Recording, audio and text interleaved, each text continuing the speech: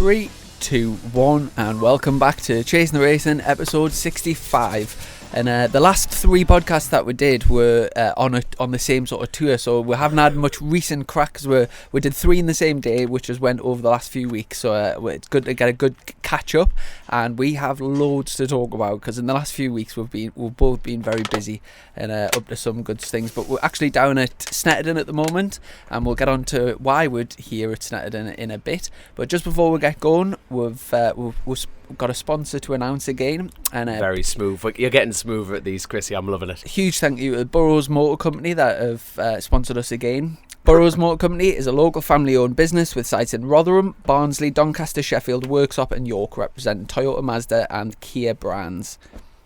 Burrows Motor Company is large enough to help with any motoring requirement you should have, whilst remaining small enough to retain the family-friendly feel, with each team member working constantly to ensure they offer the best possible service to each customer, whether they have been coming to us for 10 years or it's their first visit.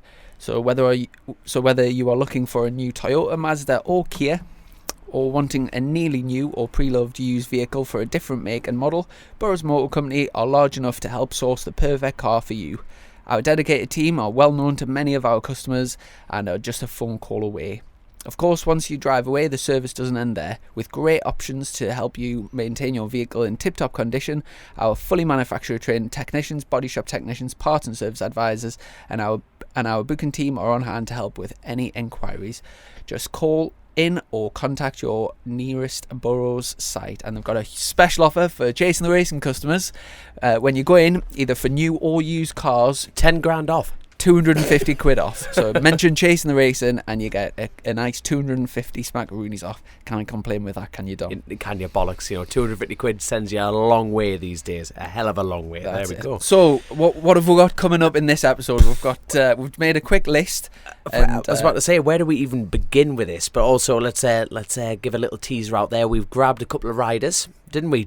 We lit the world's quickest interview. But like we say, during that interview, we did mention we're going to have to get them back individually and go down in the depths of that. So, who do we have on then, Chrissy? Yeah, a little bit rushed, but as we're down a little bit. It was flying through it. As we're down at Snetterton, we thought there was a couple of the RAF Regular Reserves Kawasaki team from British Superbikes and the road racing. We're down here with Ryan Vickers, their superbike rider, and Paul Jordan, their road racing rider. They were testing this weekend, and just before they left, we thought we'd quickly get them in just for a little bit of crack. So we've got a little interview coming up later on. But also, like I said, we've been really busy the last few weeks, obviously. Yes. With the season starting up again, especially for me, I've been desperate to get some track time in. So I feel like a bit of a gypsy at the moment because I haven't actually been home in about 9 or 10 days. I bet your mum and dad have been loving it. I've been actually living in this trailer, so excuse the smell.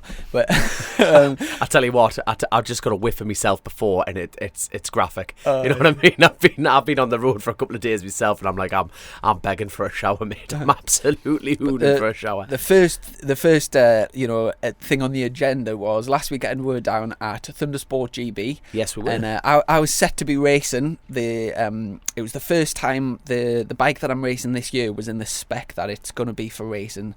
Previously, it just had the standard electronics package on, but my team Crow Performance have very kindly added the calibration kit, which is it's around about £6,000 investment into the bike. Jesus, what? And that's is that an Alpha Racing product?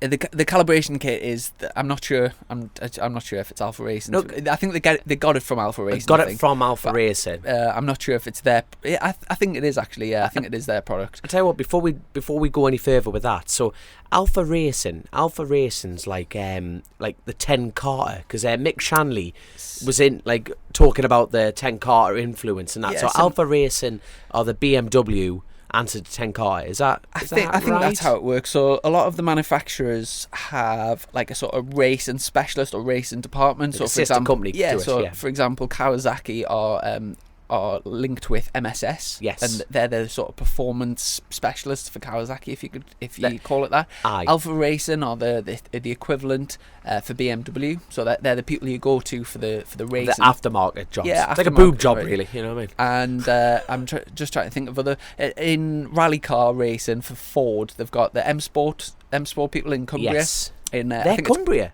Cockermouth. Sorry. And I think they sort of divvy out. So instead of the Ford factory themselves doing like the rallying, Yes. I think they sort of park it to the M Sport factory, and they sort all the M Sport extras and all that. Yes. I think it's similar to that. But anyway, so the first time I rode the bike with the calibration kit was actually in the first race at Donington. I missed qualifying because it was wet and I didn't have any Pirelli wets, so I didn't bother going out. So I actually started. Mate, I was there, right? You're more laid back than a deflated Lilo, and actually, it's unreal how laid back you are as a rider. You're just sitting there going, oh, I'll be all right. And I'm going, I'd be flapping like a ran-hour chicken. I'm like, Jesus wept, what do we do? What do we do? What do we do? And you're just like, nah, I'll be all right. But yeah, just getting on to the calibration kit. So people are probably thinking like $6,000, you could get another bike for that, and it's a huge investment. And if you think about how good the bike is standard, like I was blown away by the electronics on the standard kit. It is unreal. How many times were you on the standard electronics? electronics? A couple of track days on them. So that was, where have you been on that? Cadwell and Donington. Cadwell and Donington. So, Yeah. all right, that's good. So you did back-to-back testing with both calibration kits. Is that correct? So I tried the standard stuff, and then I Yes. also had to go on the calibration kit. But I'm saying at Donington, so you've been round Yes. Donington on the standard, and then you've got this Alpha upgrade, Yeah. and So you've been round on that. yeah. So basically, the on the standard stuff, it's similar to the old Gen 3 stuff. So for example, you can choose like low engine brake and medium engine brake and high engine brake and things like that. You can still do an awful lot with the standard stuff, but with the calibration kit, you can do it per gear, per 1,000 revs. So it's very much more specific, and you can really like dial things in. So, like I said, the standard stuff's mega, but this stuff that I've been working on over the last weekend or stuff, it's even better. So first race at Thundersport, we started from like 40th on the grid, and it was the first time I'd ridden with the electronics the way they were, and we'd actually made a little mistake and didn't have the gearing set up correctly inside the electronics. You've got to input what sprockets you've got on, and I had the wrong ones on, so the bike was way off. But I worked my way through the field and sort of got the setting ready for the next day. And then the qualifying for the next races goes off your lap time. So I was on the front row, and we still had a few more like teething issues with the bike, but I managed to win both the races on the Sunday and get. And that my was times. the Duke of Edinburgh award race. Duke of Donington. It was called. I keep forgetting that. And yeah, managed to get my lap times down. And by the end of the weekend, I was in a real good place. Now, when we were down there, obviously you came down to watch, and the next thing I seen you lining up on the grid with your leathers and helmet on, running down to Scrutineering Bay on Sunday morning to get scrutineered. Like a dog with two dicks, I was smiling like a Cheshire So you came cat. down to watch it with guests of DC Racing. I was about to say, because like where we are now with Snetterton, this is kind of the pipeline of the story, isn't it, of how this all got set up to how we are here. But no, DC went down. You had obviously the faithful bit. Sorry for the background noise, by the way, if you can pick up on this. Chris has got his back doors wide open and everyone's coming around for a sniff, aren't they, son? So, no, went there, came down to just help out, really. Pit bitch is the correct terminology that we use in the paddocks. And went down, helped out DC, who Mike Norbury's riding for. Absolutely fantastic team, really are. Proper laid back lads, but the bikes that deliver are fantastic. Proper home field team, and they don't mess around. Like Chris Barnes is a stock 1,000 runner. Yeah. They know what they're doing with the bikes. He was riding that week. I think he hurt his back, but he actually qualified like 5th or 6th for the GP1 race, which is very competitive. And yeah, he's a hell of a pilot. But yeah, great, especially in times like this where lots of teams are dropping out sponsors. It's brilliant to see a new team come on, and it'll be great to get them on the podcast at some point, Dean and Chris. And speaking of that weekend, they also were supporting Bradley Perry. Now, Peri chicken. Peri chicken, as you were called them. Wait, because you worked at Nando's and you dished them out a portion, so it's going to stick, isn't it? But I tell you what, unreal ride. Great young lad, and obviously he does British Supersport, so he's a very experienced pilot. 5 years at that. It was great to meet another rider. But the lads have very kindly stuck him on a Gen 3 BMW 1000, to give him a bit of a taste of the 1000, and it appeared he took to it like duck to water, and Brilliant. rode great all weekend, and gave me a real good run for my money in the. Well, he actually beat us in the first one, the one where I started from back of the grid, and he gives a real good run for my money in the first race. And the second race, it was sprinkling with rain on the first few laps, and it was really sketchy. So I sort of dropped back and just let a few other people lead. And then as soon as it dried out, that I'd got my bike sorted by then, and I managed to pull a bit of a gap. And yeah, you had sensor burning out, like little things that were just like teething problems with your BMW. One of the in the first race on the Sunday, we actually had there's two different spaces in the rear wheel. There's only 1 millimeter difference, and would accidentally put the wrong spacer in, and it had wore through the speed sensor. So on the grid, basically once the speed sensor stops working, the bike goes into shutdown. Really, it goes into like a safety mode, and their safety mode is full traction. And honestly, I've never mate, you could hear it. I was watching that race. You could hear it. I could go full 100% throttle on the edge of the tyre, and it would not high side on full traction. You were going 100%, just waiting for it, and as you picked the bike up, it then delivered the power in. It was incredible. But to be honest, considering that, I was really happy with my lap times and stuff. And I'm learning on the bike all the time. Like for such a short period of time riding it, I've tried so many. I've had the bike inside and out, and tried loads of different settings. One of them is the split throttle, which is totally new to us. Your bike sound broken.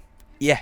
Honestly, it sounded broken. It looked like it sounded shite. There's no two ways about it. It feels orgasmic when you're riding it. Wow, you're tearing up here, Chris. You get it's in the getting a bit corners, emotional, right? And it for those people that don't know, so you've got your what an orgasm is. Talk me through it, Chrissy. Talk me through it. You taught me through an orgasm. You've got your 4 cylinders, and they're controlled by 2 throttle valves. So basically, in the corners, you can close one valve, and it drops to 2 cylinders. So it feels so easy on the tire on the edge, and then as you stand the bike up, it then introduces the other half of the engine, and it sort of gets up to full speed. So you get full whiskey upright, but in the corners it drops to, honestly, the best bit I think is when you get behind someone and drop it into, if you stick split throttle on, and like you're tipping the corner, and then behind you just hear like a real demon, and you're like, get out my way.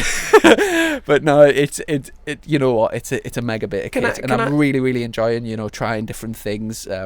But yeah, go on. Here's a quick question. Do you think electronics, I'm going to kind of answer the question. Let's get the boring crap out of the way. Yes, it's the future. Yes, to go faster, you need it all. But in your opinion, Chrissy Rouse, does electronics ruin racing? There's a balance. There's a balance. I think BSB in British Superbikes, they've got a great thing going where they've got rid of all the real fancy electronics. Yeah. Because at one point, BSB was almost who's got the best data guy. That's what I mean, and it's like that obviously ruins the tight racing. But as long as it's fair, and as long as people can everyone can compete, I think it's great. Oh no, that's what I mean. But you see, me, it's a bit more hammering, just hammer and wedge, isn't it? You just stick the cables on and stretch them. But no, I think you could go into a total, and I think we've discussed this hundreds of times on the podcast, but it's that realm. But it's dead interesting to hear that. You know what I mean? My mind was just totally blown. Now I know I've got a bit of a simple head on this, but twin variation cams and all sorts of things. Bloody hell, the game has moved so forward. But it's got a shift cam as well. So when it goes, see another thing here. Yeah, when it goes over 9,000 revs, the cam's basically got like 2 positions, one set up for low revs and one set up for high revs. So the cam shifts across. Apparently, I don't think you can really feel it that clearly when you ride it, but apparently I was speaking to a guy that does a lot of dyno work on them, and apparently you can really feel the difference on the dyno. But yeah, It's so much technology, and it is mega. Now that weekend, obviously, we mentioned you getting bringing your leathers and helmet just by chance, and you never look right. Anyone listen to this? You never go to a track day, you never go to any form of racing without a helmet and leathers, because that's how I've got so many sidecar passenger rides and everything. Never go. Hey. So what was the crack with that? Like, what bike were you riding? Whose bike? So yes, DC Racing. There, they had. But Dean turned up, and he thought, because of this COVID-19 shite, the restricting paddock access, so you need tickets and you need to do this to get the family in. So he had a genius idea to get his family in. He booked another entry on this SV650. He went out and qualified on it. He went, nah, I've had enough, because he's. You know what I like about Dean? He's totally heart on his sleeve. He doesn't have to hide behind anything, do anything that he doesn't want to do. He just goes, no, I'm bored of that. And he just wanted to watch racing. And like we were discussing about Brad there. Brad was absolutely flying, got on it, and you could just tell the excitement in the team. You know, and they were running loads of riders. I'm trying to think who else was there. They had like 5 different... I think Scott was racing. Scott was racing. Who else? There was another lad there racing, and then Mike Norby was racing, and you could tell like Chris Barnes and like Dean there were really just getting involved with this team management role. So anyway, I whispered in his ear and said, what are you doing with that SV then? He goes, oh, do you want to ride it? I goes, do I want to ride it, Terry lad? Oh, is the Pope a Catholic? I just a one-legged duck swimming circles. I was straight on it. So anyway, and Dean's like, really, really, really? And you can really feel like this positive vibe off him, and you want to go for a pint with him, and you just want to have the crack. And he goes, right, we're going to signing on. So we tried to sign on for the rest of the day, and he went, oh no, you can do the Sunday entry. So that means I had to go from the back, and they had to put me on grid 42. So like standard stock SV 650 standard front end. Put it this way. Went out and qualifying and had to do a minimum of 3 laps. I went into the first corner. My bed gave me more support into that first corner than what this little bike did. And I couldn't stop. I nearly shit myself with happiness. That's how much of a smile I had on my face. And it was just class. But like what you've done this weekend, it's like going from the back, you do get a buzz. You probably get a buzz from it. So when you did well, mind as well. Up to I watched your races, and starting from 42nd, you were in with the Super Twins as well. So you've got your stock mini twins and split Super classes, Twins. yeah. So obviously there's some bikes that it just wasn't realistic to catch. Like Johnny Towers, who won the races, riding for Ryan Farquhar. That's like a real trick bit of kit. You hadn't obviously had no RST chance. sponsor. Yeah, go on, Johnny lad. So, there. Yeah, obviously had no chance of catching him. But where did you end up? I ended up from the back, 2nd in class, and I think I finished in the last race 7th overall. 6th, 7th, yeah, around 6th, there. 7th. So And, from the back up forward, now what a laugh I had, man. Carving your way through. So yeah, mega weekend, and then straight actually stayed down at Donington because I had the BSB test on the Tuesday. So stayed over on the and had a day Monday sort of doing jobs and stuff. Tuesday BSB test, 4 sessions, and I thoroughly, absolutely loved. You were on it. Loved riding. Obviously, doing the Thundersport meeting on the same track. I was about to say, I had a huge advantage, especially in the first session. It just shows what the track time does. Because let's quickly talk about Brad again. Like Brad was out in the Supersport class, and he was going like him and Rory Skinner were just away. Yeah, Brad actually ended the day P2, and for those that is outstanding. For those that aren't aware, Supersport, you can spend a lot of money getting them bikes singing kitted up. Brad's very much a privateer. His dad, builds his own engines in the kitchen. They're from Cumbria themselves, and Yeah. I tell you what, he has not got an ego on him. And for lads and dads, it's really unrealistic to compete in Supersport because you're competing against top teams like Appleyard and Gearlink and what have you. So for Brad to end P2, ahead of some top riders, he would be really, really pleased with that. But yeah, like I said, for me, it was perfect. Sat down. It's the first time I've had my whole team there. So you, Piggy, Kev, Andy.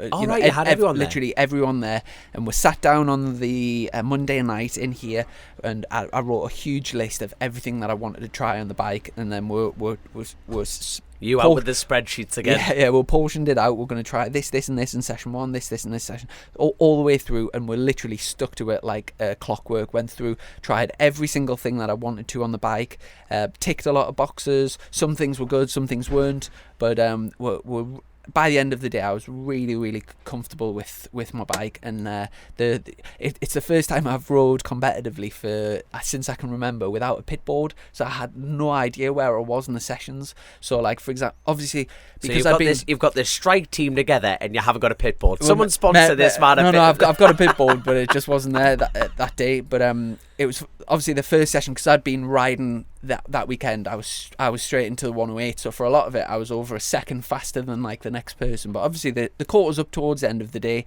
but I still topped every session other than one, and I topped every session ideal and fastest overall of the day. So how good did that feel? That must have wasn't really great, like it wasn't like I'd bang one lap in and like managed to jump to the top. I was consistently, comfortably just banging in like low 108, and it didn't feel like, I remember last year a couple of times I topped sessions and I felt like I was really scratching and like, risking things to get up to the top, where I didn't have a pit board and I wasn't chasing. I wasn't like chasing lap times. I wasn't chasing things. I was just out comfortable riding the bike, getting a feel for the BM.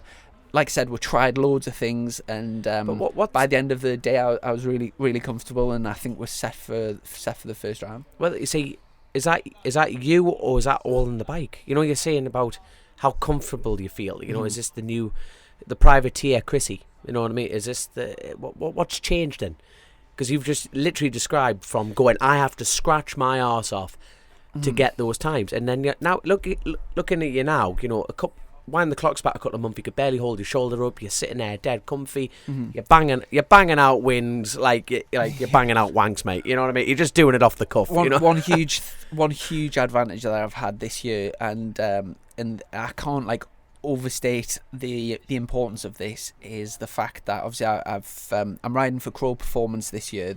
It's their bike, and they've had the Generation 4 BMW since the end of last year, and the amount of development work and testing that Phil's done on that bike, had it inside and out, doing loads of track time. He's constantly on the phone with people at Alpha Racing and sending data across, and all the work that he's done to get the gear and to the engine braking maps, the traction maps.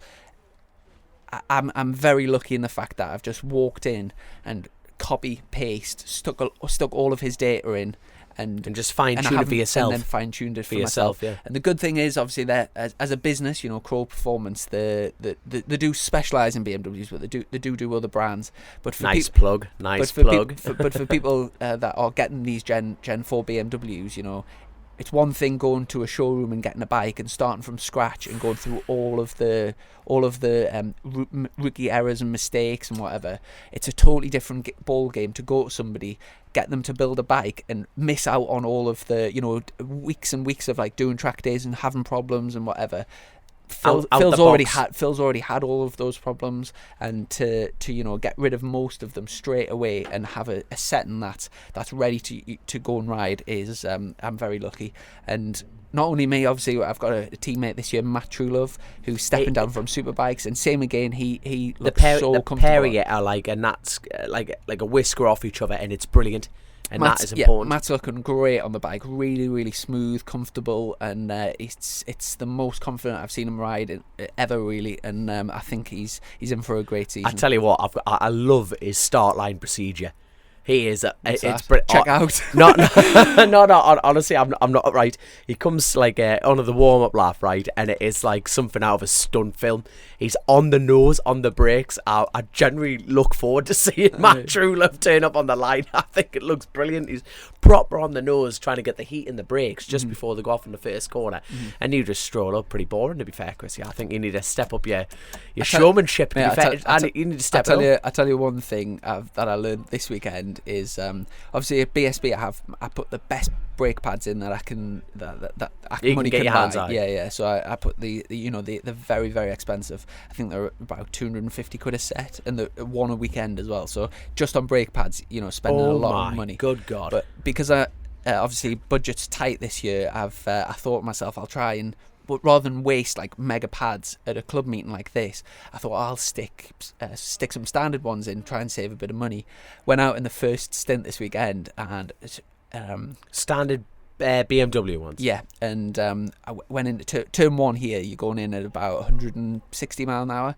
Hit the brakes and they just came back to the handle, and I have never papped my pads as much in my life. Pumping the brakes. Obviously, I broke at my braking mark, so I thought I was pretty late anyway, and I managed to stay on the track, but blimey, I was out, when your heart's going. But But yeah, I was going to say, strip them out. I put the other one straight back in. I didn't know that happened. Mate, do you want to talk about the British Superbike testing as well at Donington? Because obviously it's the first time we've seen all the Superbikes. I was about to say, let's get back to a job here and reporting on bikes. So I think take a step back and we'll. I've got the times up here. But did you manage to watch any of the BSB testing or see any times or whatever? It's me, mate. No, I'm busy cutting trees, young. It's difficult. You can't read too much into testing, especially with superbikes, because there's a huge difference between putting a qualifying tyre in and getting a time and race pace. So, for example, if some people, like, for example, I think Taron McKenzie, 13th position. I'm guessing that he hasn't put a qualifying tyre in and went for a time at the end. He's been working on race pace, so if he's 13th in the test, he won't be 13th at round one. No, there's no way. Tommy Bridewell in 14th, Christian Idden in 18th. These are all lads that I personally think that championship contenders. They've got a lot more in the back pockets, but they're not showing the cards early. The only thing that I would say caught us out last year was that famous first race with the Taron and O'Halloran, because O'Halloran went out in that winter, didn't he? Spanish testing, he did everything on point, he was at top of everything, but then that's the beauty of British, isn't it? He got to the first round, shit happens, love or hate, it happened, and it just kind of backfired. That was injury. Now, but I'm using that as a different example because, I think that for me was my first time I've looked at testing and gone, it's paid off. He's full of confidence, good to go. But normally, as history is told, testing it's a flip of a coin, isn't it? Like you say. Quick run through though. It was actually Lee Jackson who was in Superstock last year. Yes. He topped the times, followed by Jason O'Halloran, Hector Barbara, Glenn Irwin on the new Honda, and Andy Irwin, both 4th and 5th. Brand new bike. That is so impressive. They were doing the first bunch of sessions though. They were leading that though, weren't they? Andrew Irwin wasn't he? Yeah, but both Irwins at the sharp end. Danny Buchan in 6th, Josh Brooks 7th, Ryan Vickers 8th. Then we've had Joe Francis, who is I think he's batting above his what's the expression? Punching above his weight. Punching above his weight. I think he's doing very well there in 9th position. Had Bradley Ray on the BMW, Peter Hickman, Luke Mossey, Taron McKenzie, Bridewell, Ride, Olsen, Kennedy, Christian Idden, Keith Farmer, Dan Linfoot, Storm Stacey in his first year, he's 21st, Gino out on the Kawasaki, Josh Owens, Graham Owen, Taylor McKenzie down in 25th, and Bjorn Estimant and your mate Brian McCormack rounding out the top 27. But yeah, I think the times are mega close at the front. Half a second covers the top 14. So tight little track. There's not much to Donington National, so half a second is huge. So yeah, really excited for the first round of the BSB, which is coming up. Is that this week? No, next weekend. But by the time this podcast goes out, it'll be a few days before, I'd imagine. Yes, 10 minutes before. We've also had some more racing, obviously World Superbikes and 2 MotoGP races. And that's today. So MotoGP races were back to back at Jerez. So they had the race, and then all of the crew stayed down there, and then another race. The first race. What do you think of that platform? I know it's forced upon platform, but I quite like that. Mm-hmm. I think it gives a fair chance, like back to back racing. I think it definitely puts a spin on things anyway. But it was some. Well, it definitely was different results. Other than the winner was the same. But anyway, the first which was called the Spanish Grand Prix. Quartararo rode a perfect race, won by 4.5 seconds ahead of Vinales. Dovi was 3rd, and obviously after breaking his collarbone 10 days or something before that mega ride. How did he do it in? Test motocross. He was racing motocross as well, like full-on competitive race. 4th and Morbidelli 5th. I'll just say as well, a great documentary. A lad shared it with us on Twitter of Dovi. If you go on, it's on Red Bull website, and it follows Dovi all of last year. Really, really good documentary. Well worth if you're interested in MotoGP.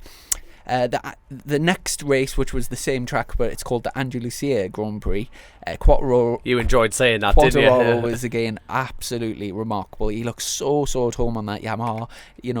contrasting him and Marquez, Marquez is loose and all over the place. Quartararo just banging out. We'll come on to that in a sec. Viñales again second, and great to see the master himself, Valentino Rossi, getting a podium. I think he's 42-year-old now. Absolutely unbelievable. Nakagami fourth and Mir fifth. Great result for Nakagami as well. He's punching above his weight there as well. But as I said, Marquez, obviously, he was the talk of the town. First race, massive. Well, first of all, how on earth did he save it? Yeah, it was just incredible. Ran off on turn 1, 2, do you reckon 3, turn Fabio 4. Quartararo could do that? There was only Marquez that could do them saves. Yeah. How on earth can you? The first save was unbelievable. How on? The thing is, you're so close to a career-ending crash, and he does it every weekend, and seems to get away with it. But then cutting back through the pack from last all the way back up, and it looked at one point faster slap. He was catching the leader as well. When he ran off, it was about 14 seconds, and I think he reeled him in. He wouldn't have caught Quartararo, but he was definitely on for second. He was on for second from the back, and my God, I tell you what, it's a firm reminder, because we've talked about this before. White lines, and you're like, oh, just cut the paint. I am like, I tell you, as a road racer, I see a curb or a bit of paint, I stay away from it. Now, Edwards had a thing on his Twitter, and Colin Edwards. I didn't. He said something about it not being Marquez's fault, and I think it was something electrical on the bike. I need to double check that, but huge crash, and Honda obviously denied that, saying it was nothing wrong with the bike. That's been open, very open about that. But he hit the line. Yeah. That white line caused that. But huge high side, and mangled his arm, snapped the top of his arm here. If you've seen X-rays, it's on his Instagram. What's that bone called again? Is it humerus? Humerus, aye. And funny about that. It's snapped clean. And obviously he's had surgery on both of his shoulders as well, so he looked in, horrendous pain.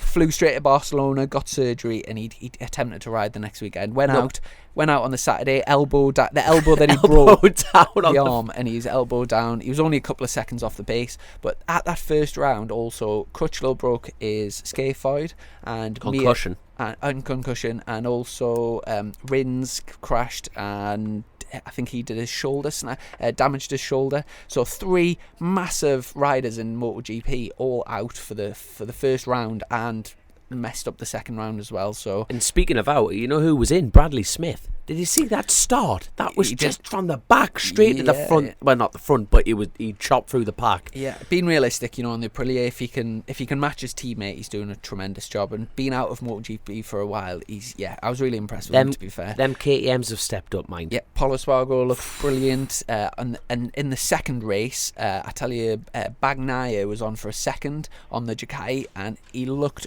unbelievable, and his engine let go. I felt really sorry for him, because I think it would have been his first MotoGP podium, best result, and he was riding so well. So yeah, shame about that. Now, what about the Moto2s? Moto2, Sam Lowes did pretty decent. That's I think good racing. Did he have 2 fourths? 2 fourths, nice yeah. and So consistent, no, after a big shoulder injury earlier in the season, probably just what he needed. And also Moto3. Yeah. Oh, you was going to say about Moto2 there, were you?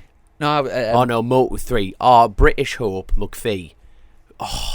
That I tell you what, I've never really had the time, and I'm trying to step up my professionalism on this show, Christopher, and trying to watch a bit more racing, to be blunt, and trying to pick up a few more things. And my respect for Moto3 racing has gone through the roof. I mean, there's 15 of them that could win that race. Oh yeah, and it's just tight. Crossing, and swapping, right. I think over the obviously McPhee's been in Moto3 for years. This is his last year, and then he's too old. But he's a criticism of McPhee would be that he's the type of rider that has a chance of something special, but he'll settle for a decent result over his career. I think people would say he never does any crazy moves. He's not whatever.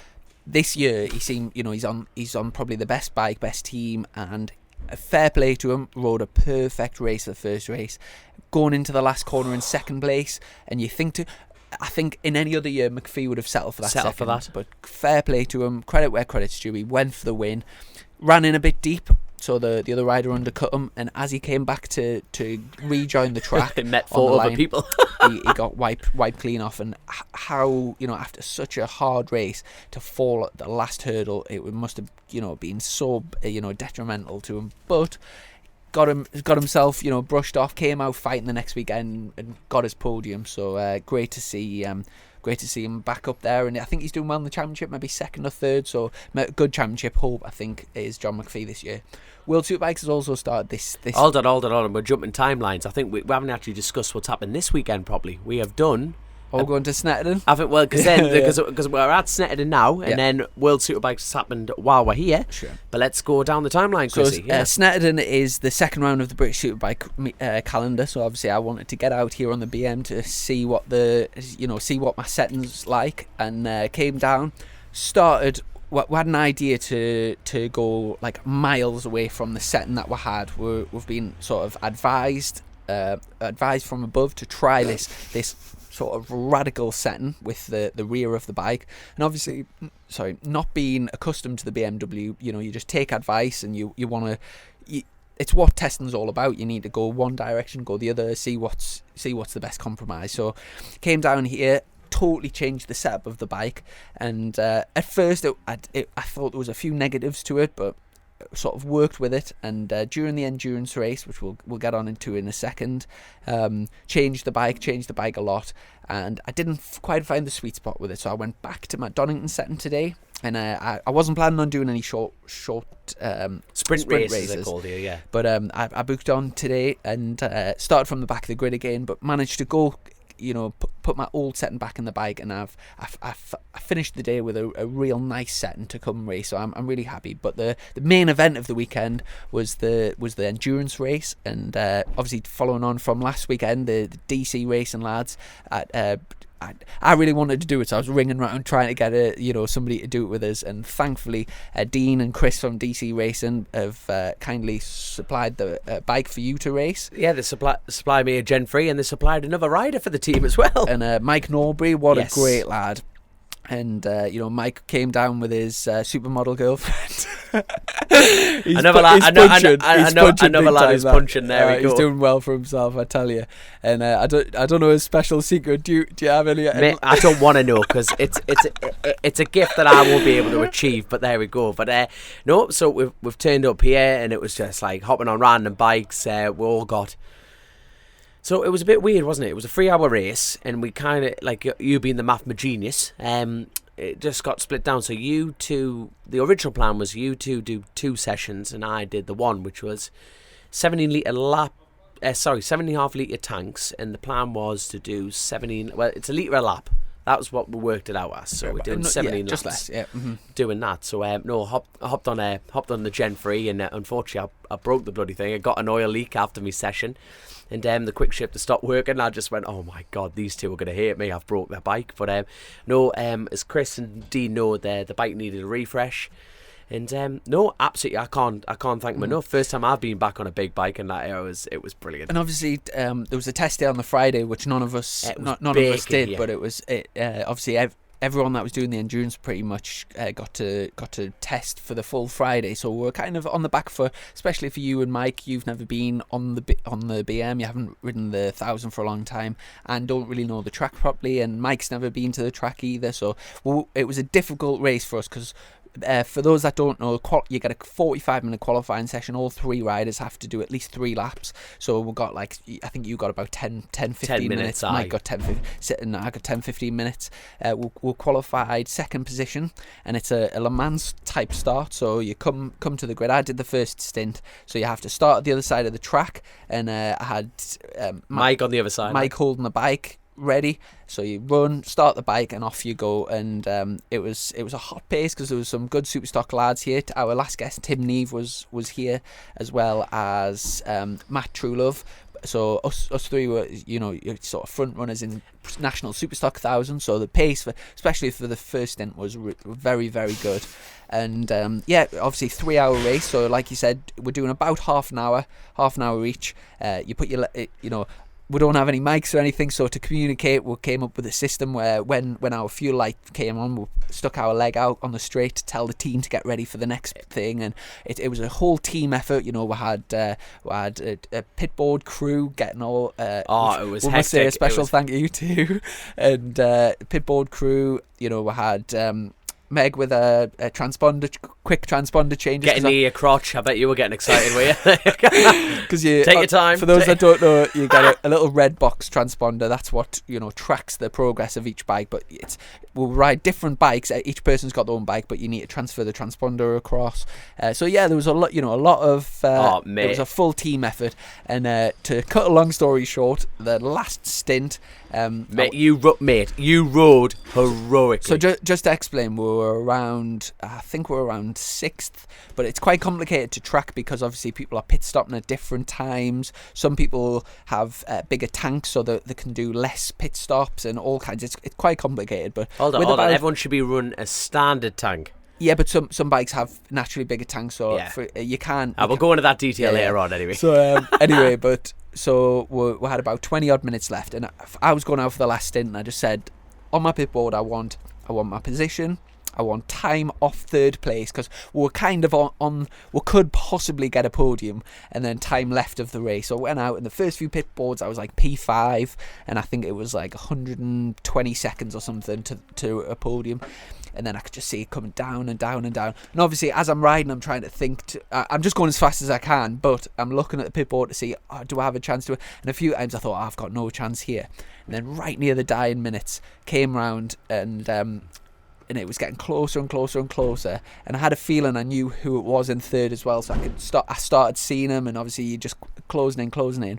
And coming on to what was the penultimate lap, I was going up the start-finish straight, and I could just...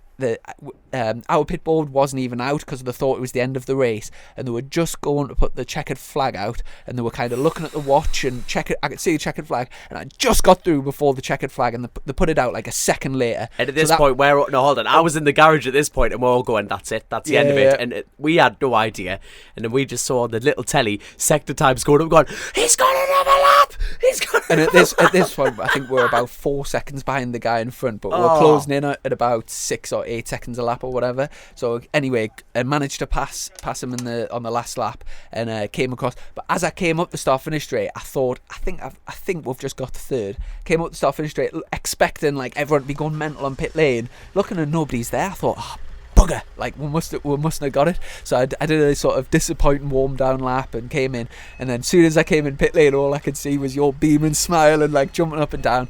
I tell you what an atmosphere. I've never done an endurance race before, but that the team camaraderie of because everyone plays a little part, and because it's 3 hours and everyone does this, everyone's out on track, and it's such a team effort.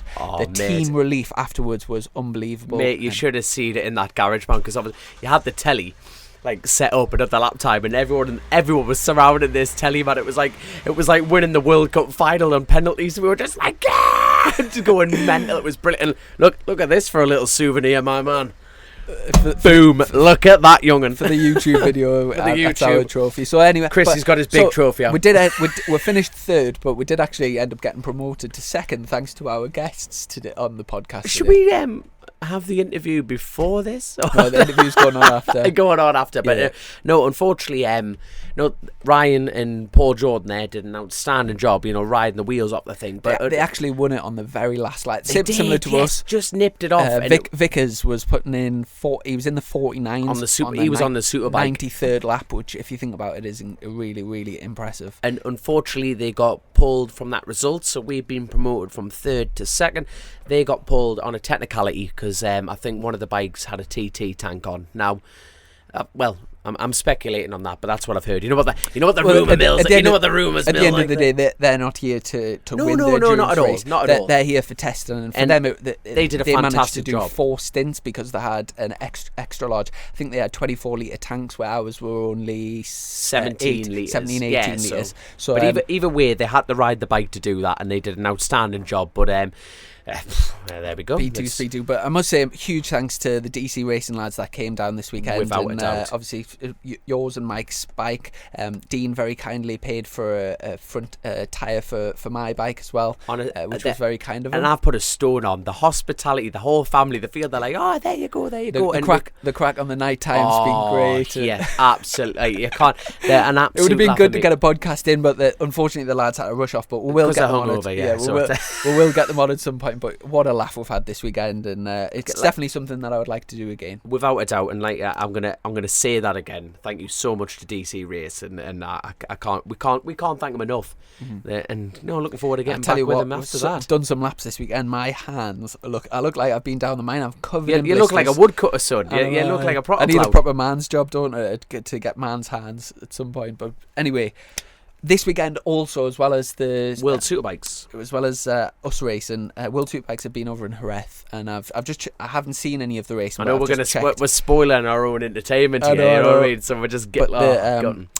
We've got a new championship leader now in World Superbikes. Scott Redden, having won the BSB championship, has stepped up the World Superbikes with Ducati. He's taken his crew chief from last year, and he's leading the championship by quite some margin now.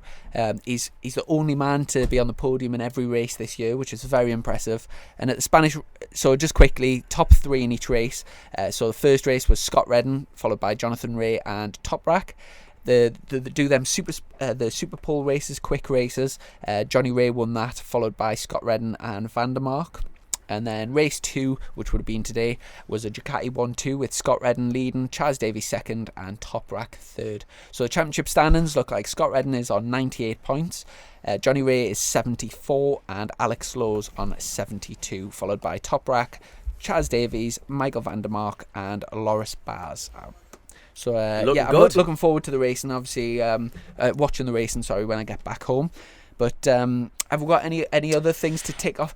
Pretty much. I think I'm jumping on the gun on this one. It's unfortunate about the news that came out about spectators at BSB. Yeah, absolute disaster. That is gutting, because obviously the series promoters have done a great job to get everything sorted. 6-round championship, and especially with the new introduction of people going to pubs and people the gyms opening, little things. Restrictions have been coming less and less stringent as times went on, and getting back to that dreaded word normal. A little bit more. And obviously it was looking like spectators were going to be allowed for at BSB this year. And when we had Stuart Higgs on the podcast earlier in the year, he said straight from the word go, if we can't get spectators, they can't afford to run it. Yeah, he said that their model works. Of course it is. It's business, isn't it? Yeah, the money coming in from the spectators. So huge blow to not only to the sport, but I think the atmosphere won't be the same. And how for at the end of the day, the sponsors make this game go around, and how on earth,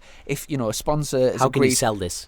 Exactly. If a sponsor's agreed certain amount of money to for all the hospitality, to bring people from work, business clients, do business meetings, all of or a massive part of the tangible benefits of sponsoring a team have been taken away. Thank God we've got this podcast. Yeah, huge blow to the sport though, and I really hope that after, I think they've said the first 3 rounds are going to be no spectators. I sincerely hope spectators are allowed for the second half. For the sake of my sponsors, for my family, and just for fans in general. I really hope it gets sorted. I don't think time will tell, because things are starting to be the same without it, to be honest. Because things are starting to clamp down. I think obviously, like Macau at the end of the year, Oliver's Mount, they've got restricted numbers even in the paddock, and it's. But to me, it's hard. It's difficult time. We're potentially looking at difficult times again. But I tell you what, in the great words of Churchill, we will be victorious. To me, though, it is and I just want to say this: it is absolutely madness that we can't have spectators. Every park in the country is open. Why can't Donington Park be open? It's a park. You go to parks. It's a park. You go to parks in London, and they are full of people, families sat together, socially distanced, respecting the rules. Donington Park is acres and acres and acres of land. There is absolutely no issues whatsoever with socially distanced and watching some racing. I think it's a huge blow, massive blow, and I think one of the reasons was because it was classed as an elite sport like rugby, football and stuff. But when you contrast going to a stadium and stood bang shoulder to shoulder, it's not like that in bike racing. You can fair enough, close the grandstands, have, socially distanced queues and all. You can, I personally think it would have been very, very easily to run a successful event under the guidance at the moment. So a massive, huge shame. And like I say, obviously we'll still be racing and doing the best we can, putting a good show on for the TV. But it is a blow, like. Mind you, the one thing I've got to say, right, when you won that Duke of Edinburgh award, you rolled into the Parc Fermé and you had a face on you like a slapped arse, right? And I'm looking at everyone else behind, blowing out the bagpipes, and I'm going, Chrissy, have a look around, son. Everyone else would love to be there, and you're like, yeah, the sensor's broken. Yeah, mint. Like today, like that. I'm like, mate, I'm like an excited terrier chasing cars. I'm like, get in, we're racing. You're like that. Yeah.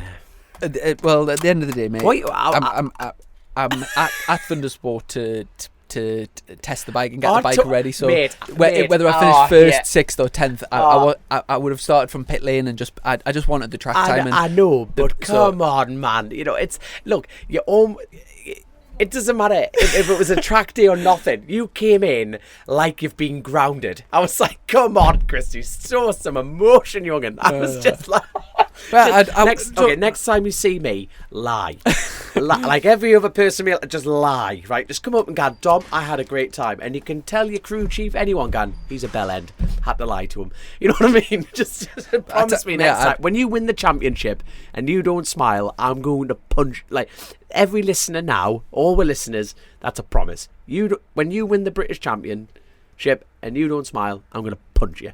Cleaning the lips. I might not have looked happy, but I've absolutely loved riding the bike and making progress and whatever. I've got to say, I was right about, or appear to be right, when we had the Neves on. I was mentioning championship contenders in the Superstock Championship this year, and from day one I've always said I think Danny Kent's going to be really strong. Yes, he was right. Doesn't know the tracks that well, or hasn't raced on the tracks for a long time, since like Super Team days, but he's a world champion at the end of the day. He's on a very good bike, good team, and I was convinced. I was convinced that he was going to be competitive, and at the test he looked very good on the bike, comfortable, and I think he'll be difficult to beat.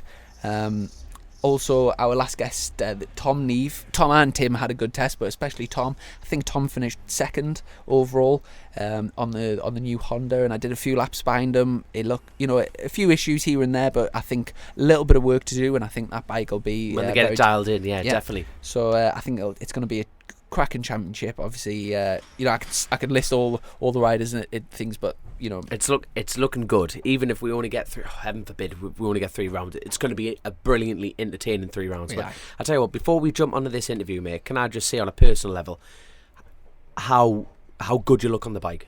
It's been an absolute pleasure watching you race. And I've been lucky enough to be at Donington Park, not the test, but just watching you, and I can see a different rider.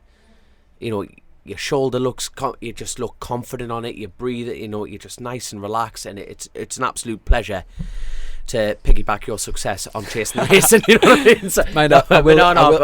mean? So, you just let me blow some smoke up your arse for 5 minutes, for God's sake. But no, you look great. You're riding great, and I genuinely believe, touch wood, for God's sake, you're on for it, mate. And being on a privateer outfit, you're bringing that. You can see the passion coming through, and if there is anyone listening to this is a great opportunity to get behind you. It really is, and just please get in touch.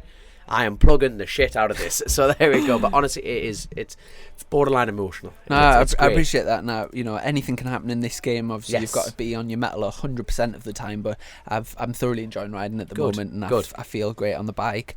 And I feel we've got a real good setup of the bike as well, which is one of the main, the main thing really. Yes. So looking forward to the racing, and I'm really pleased with how everything's working, my team and everything.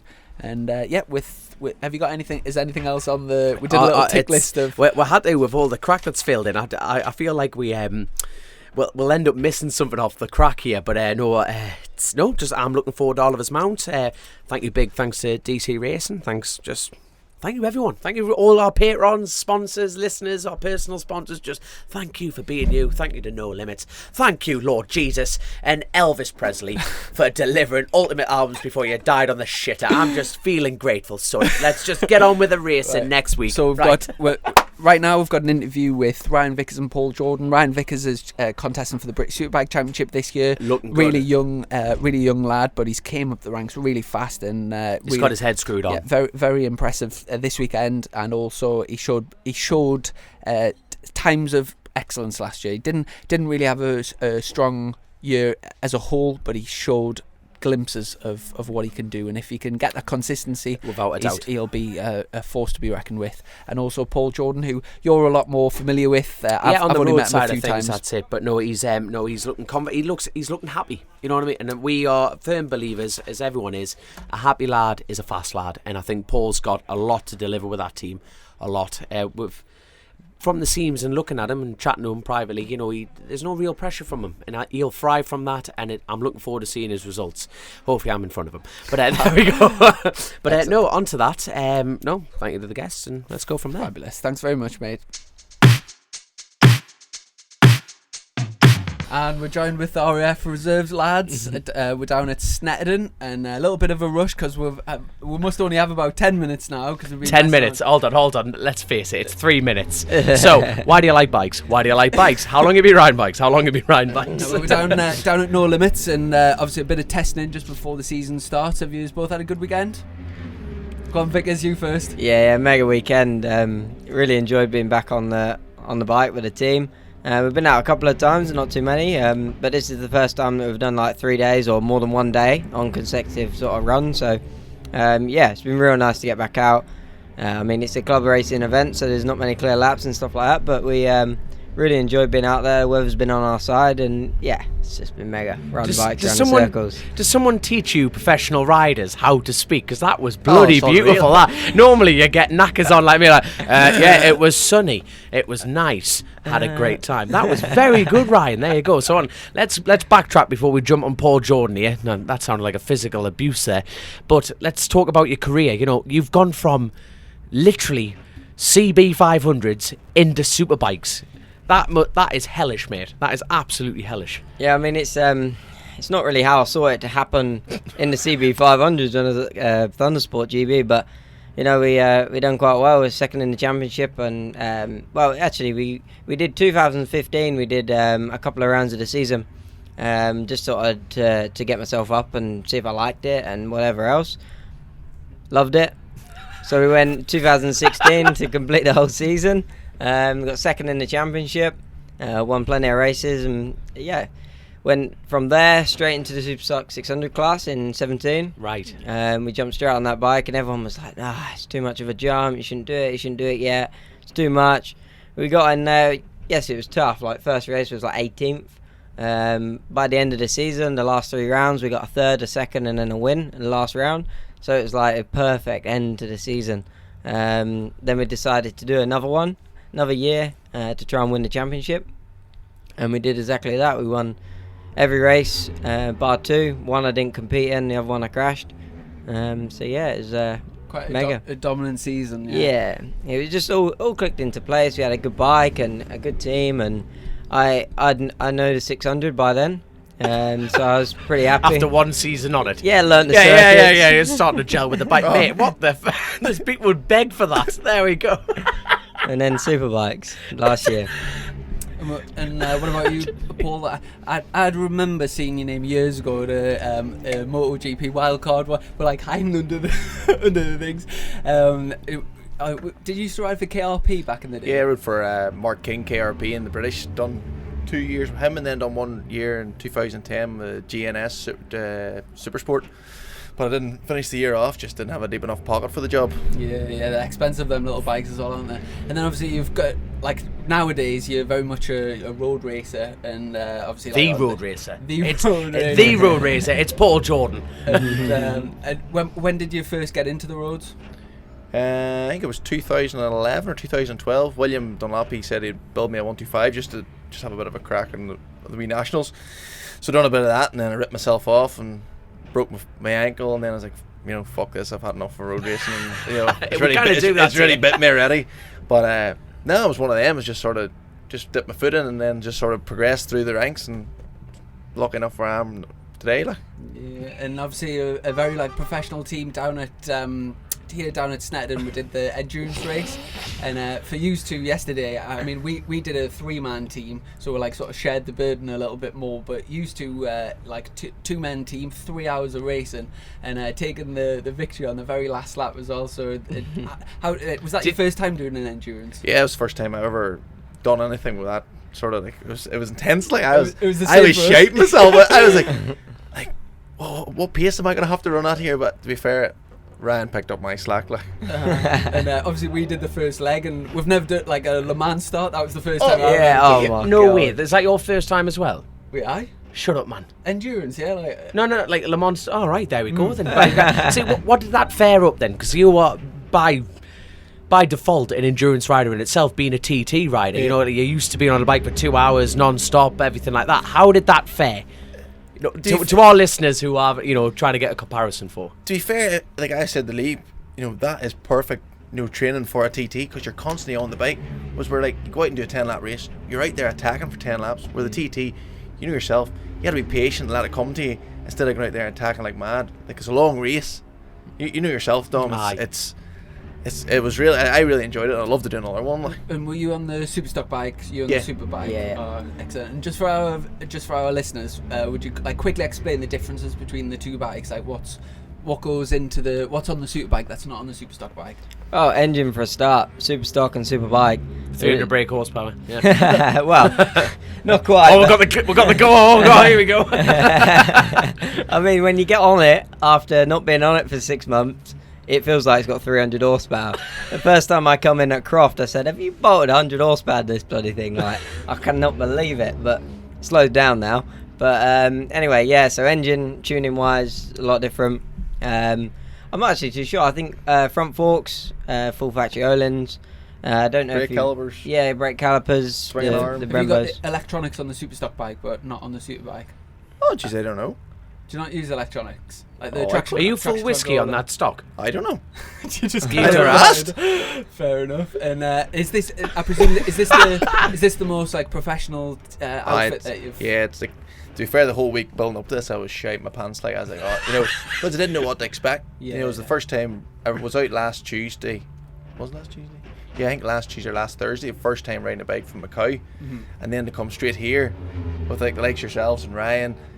You know, I was sort of jumping straight in the deep end, so I didn't know how how it was going to be. But I was, you know, I'm overwhelmed of how the team, you know, welcomed me, how much Ryan's helped me as well. You know, it's been a great weekend. And you know, going forward to this year, obviously you're competing in the British Superbike Championship, and after having your first season last year and sort of learning the tracks on the Superbike and getting to know the obviously there's such a massive jump from Superstock 600, you know, in terms of like setup knowledge and using the data and everything. You know, so much goes into Superbikes. How do you sort of see this year? Like, what's your realistic goals for this year? Well, it's hard to set a goal, but I mean, he's this manager who's taught you how to speak. It's you know what I mean? It's like that. You've already got the answer before it comes out. I'm loving it, Ryan. I'm totally jealous. I mean, last year we had a few seventh places in qualifying and stuff like that. So I know I can run in them positions. The top class in the world, you know what I mean? Domestic series in the world. You're just like 7 years. You almost make that sound shit, but that is outstanding, mate. You know what I mean? You can never take that away. No matter what it is, a game of chess, Monopoly, whatever, you want to win it, don't you? Yeah, good man. Not good man. Anyone playing any sort of game, video game, whatever it is. If you ain't winning, you're not happy. And it's like finding that way of getting there. Yeah. And I mean, like I said, we had some good positions last year, and I was happy with them. Top 10, I was like, first year, mega. There's been a few changes with the bike and also with the team. The team is a lot better this year. And with testing and stuff like that in Spain, we was in the top 3 and showing some really good times. You opened up some doors in that testing. Going back to last year, you were still on the sort of 18 model of the Kawasaki, the old model, which is slightly less revs. The titanium swap over that is it? Right, the rods. So, is the bike much different this year, like, in terms of your setup? Yeah, massive. I mean, the power difference is huge, but it's usable. I mean, only when you're getting 4th, 5th, 6th gear, it's like you notice a difference. And the speed traps as well. When we was at Donington last week, we was fastest through the finish line. So it's like for a Kawasaki, it's really good. I mean, I'm a lot lighter than people like Danny Buchan and people like that, so we are going to be faster in a straight line. And last year we was lucky to get inside the top 15. So it's a huge difference on the power. Obviously, I've got a little bit more experience now. I'm riding the bike slightly better, so I'm probably getting better drive and all of that sort of stuff as well. Did you find it useful coming into a superbike team that obviously Jake had a really successful year before, and having his data to go from being on the same bike, did that help you in terms of finding areas of improvement? But Jake was on the older model bike, wasn't it? That's what I'm saying. Yeah, it's a very similar bike. On the 18 bike.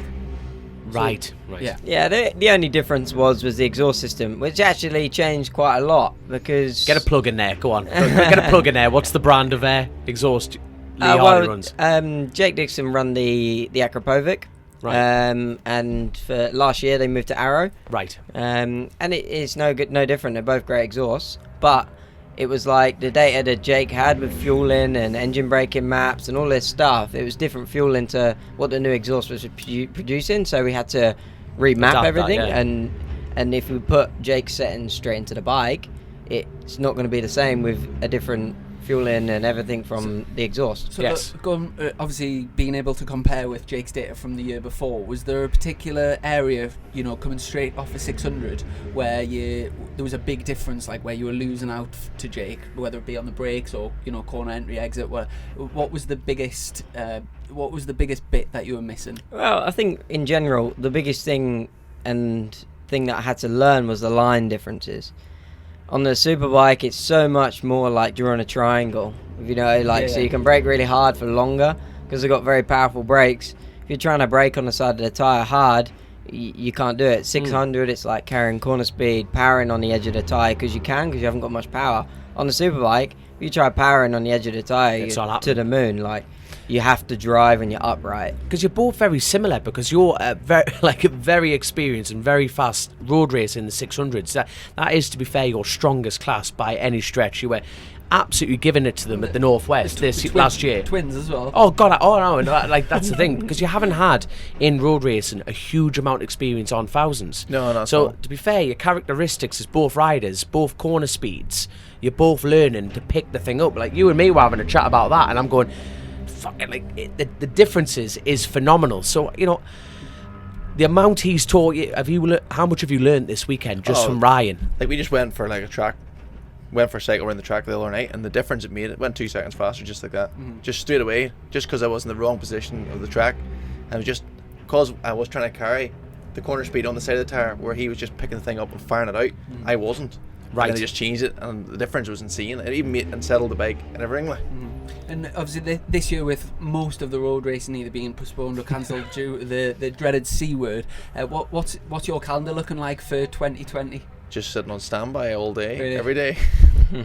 So nothing just in. It's just, well, like, obviously they're Ryan at the minute, he's full power. Like, they have to get the job in the show for him. Sure. Because So, like, obviously just with the British going, yeah. Yeah, and if there's another one of these comes up, and it's a track that Ryan's going to after, I'm sure that we'll be going and doing something like that. But you're also riding for the Burrows team at national meetings. Yeah. So what are the Burrows team doing for you?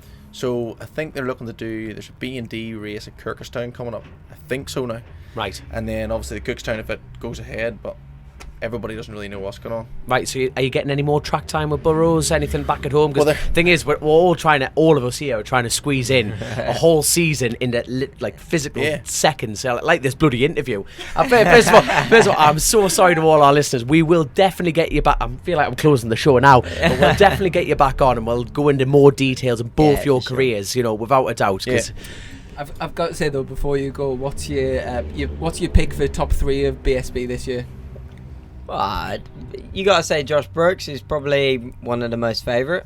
He was second in the championship last year, and the guy who won the championship, Scott Redding's gone elsewhere. So you go down the pecking Safe order. Bet. He's probably who's a wild card? I want you to throw a random name in there. So after Josh Brooks, so who else? It's tough. Oh, come on. It's tough. Go on, just throw a name in There's there. so many different variables. Like Hector Barbara on the Kawasaki at Donington National. He was very strong. He's with a good team. He's got a good bike. So where will he be? He was strong in testing. How much has he got? Where's he gonna settle? He'll be quick at Donington and places like that where it's fast flowing European style. When we get to Donington Park and whatever else, can he hold it together? Can he get a result? when we was with BSB there last year, he was way back outside of the points sort of thing. So it's whether or not he can put a championship together on like high positions. It'd be interesting. I mean, I don't know if that's bike related or whatever it was. I don't know. Or just experience on the circuits. But then Tommy Bridewell, strong season last year. He was there.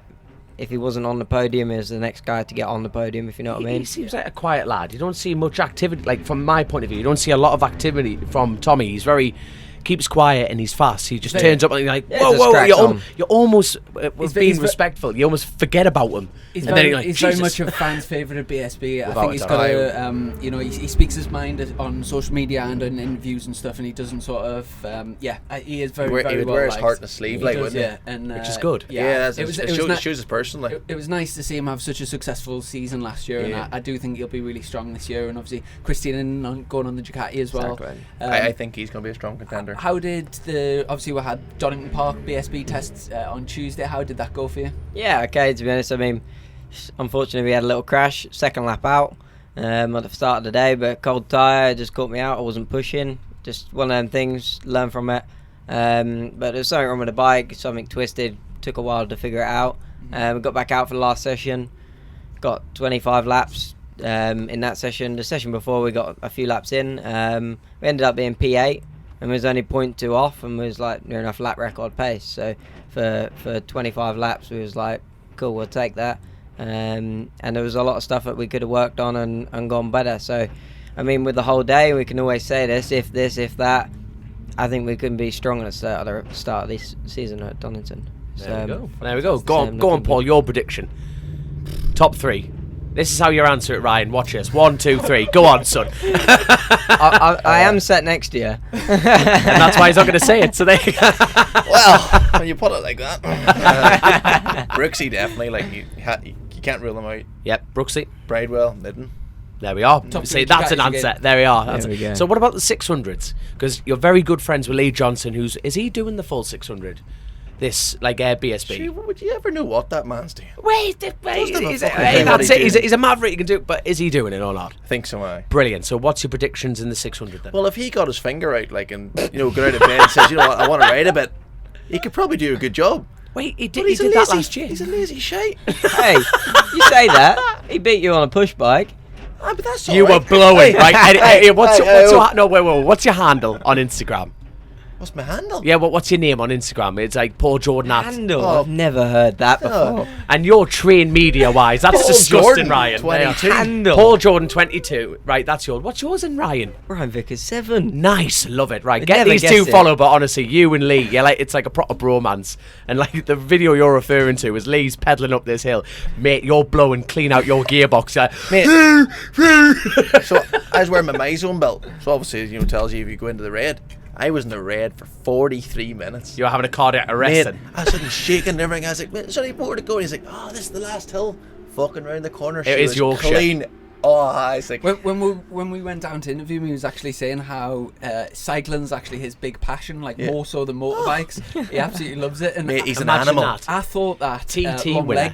legs would suit, like being tall. I thought that would be great. What are you for trying to say, cycling. short? And I he was actually saying small legs are better for hills in cycling, which I never knew. Yeah, But, smaller and lighter he's- people are stronger up hills for sure. Right. Do you do a lot of cycling? Yeah, do a bit. And what else do you do for training? Strength training and cycling basically. Strength 3 days a week, cycling 2. And are you the same? Paul's on it. You're Paul's on quite it. hedged, No. But Paul. Yeah, that's me. That's called working. You're a roofer by trade, aren't you? So there you go, jack of all trades, master. But your Instagram is funny, like, because he pretty much just abuses all the work lads. They're just fun. You don't work, you lads. Every video you put on is these lads just kept out like asleep. But sure, I'm not in the van. He's sleeping. You're on the and I'm ground working. videoing them, so I you're know, not but ground. You know yourself. Yeah, I take it you'll have to go now. Just last thing. You'll Before, get a boat. Last thing before you go, Ryan. What would you class as a? If we're fast forward to end of October, what would you class as a successful season this year? British champion. Yeah, exactly. But I mean, if we're inside, say there's no showdown this year. If we're inside the top 6 and we've had some good results and consistency, that is the biggest thing that I want this year. Is just to be on the bike, finishing races, 18 races, 3 races a weekend. can't afford to be having any niggling injuries or anything like that. Yeah. Like you need to be on the ball. So that's a big thing for me. If I'm consistent, I know I'll get results. I can be fast when I'm on the bike. So we just gotta stay on the thing, and we'll hopefully maybe get on the box. Definitely, absolutely, definitely. But before we wrap up, we'll have to you're going to have to let us know when you're back in the country. Because we'll have to get you and your boss, Lee, we'll have to get another interview next time we're down.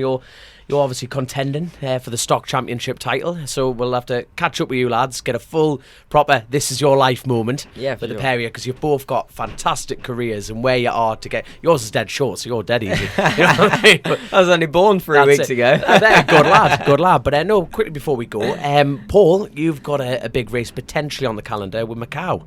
So are you going there with Lee Hardy? You racing?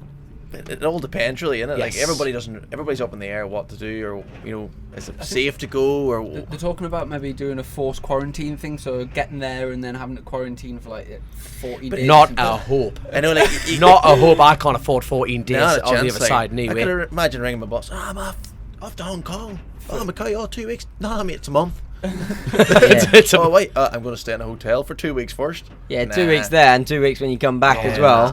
You imagine it, life. Like, realistically, just wipe the calendar for us. Like, stop leaving us with false hope. Like, because it's you know yourself. You're sitting itching to get going. Macau's amazing. You know yourself, and I would love to come back with them, with Lee Hardy, like especially with the bike. Would you get to be able to go on your bike to Macau, like a super bike? Because I think a super bike would suit Macau. You know yourself, you don't like specifically need it because it's so twisty and tight. Mate, but it would be great to see you on a super bike. You don't need Macau. it. Yeah, that bike I'm riding at the minute is the best super stock bike I've ever sat my ass on. Fantastic, mate. Fantastic. I would have no doubt right now just to go straight to the TT and ride it. We've literally had a knock. So they either think we're a brothel or these two are in here, so it's one of the other. Thanks very much, lads, and we'll best luck for the season, and we'll catch up soon. Thanks, cheers, lads. Cheers. Take care. So a little bit of a rushed interview there. Rushed, mate. Rushed. That was the pace of the weekend. It was like in, out, and go. But no, good lads on there. Oh, without a doubt. And I think from that, like that's the first time I've met Ryan, and he's like. He's got his head screwed on. He really, he's like, what is it? Old head on young shoulders situation. Yeah. It's totally that. But no, we will definitely have to get them on another time because that was such a too rushed, in my opinion. And we'll have to get them on as that, time of year, this is my life situation. But no, looking forward to that one. No problem. We've got a really really interesting big guest lined up for the podcast for next week, so I'm really I'm not going to announce it, but our patrons will be finding out without a doubt. Speaking of patrons, massive thank you to everyone that's backing us on the podcast. 130 Club, thank you so much, gotta love you lot. I'm nicking your bottle of water there, son. Sorry. No, it's alright. And huge thanks to this episode's sponsor, the Burrows Motor Company. Yes, if you're looking for a used or new Mazda, Toyota or Kia in let's have a look. We've got Rotherham, Barnsley, Doncaster, Sheffield, Worksop, and York. So wherever your closest dealer is, even if you're half interested in a new or used car, just pop in, mention Chasing the Race, and go from there. You never know. I tell you what, I've got to say a personal thank you for because my little work van broke down and it fully bit the dust. I've done hundreds of miles, thousands of miles in that thing, and unfortunately she's bit the dust. And I can't thank enough Belgrave, who are based out of Sheffield. Now they deal in sports cars, absolutely any sports car you want. Absolutely fantastic bunch of people, and they've provided me a van to get me to work and to get me to race events, and I cannot thank them enough. They are big sponsors of Davies Motorsport. But no, have a look on me Facebook, FaceTube, have a look at all, follow them, give them a like. But no, for this episode though, thank you so much to Burrows, and go get yourself there and have a look. Champion, take care. We'll really looking forward to BSB this weekend. By the time this podcast goes out, it'll be just before BSB. And if you can get the smell of semen out the thing, that would be fantastic. I'm struggling to work here, Chrissy. I'm not going to lie. I do apologise. Right. All the best, mate, and we'll catch up soon. Be emotional. Take care.